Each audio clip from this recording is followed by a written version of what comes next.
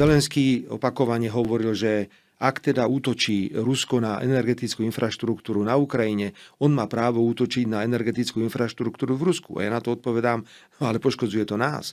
Nemôžete chrániť vlastné národné záujmy tým, že poškodzujete iných. To jednoducho nejde. Našli ste zhodu, alebo nie? Nie, tu je jednoducho evidentné, že ako keby Ukrajina vo vedení vojny nehľadela na záujmy iných štátov. A tento princíp ja neuznávam, pretože znovu to chcem zopakovať. Každý má právo chrániť svoje vlastné záujmy a presadzovať národnoštátne záujmy, ale nemôže to robiť na úkor poškodzovania iných krajín. Čiže toto je jedna téma, kde sme napríklad nemali absolútne zhodu.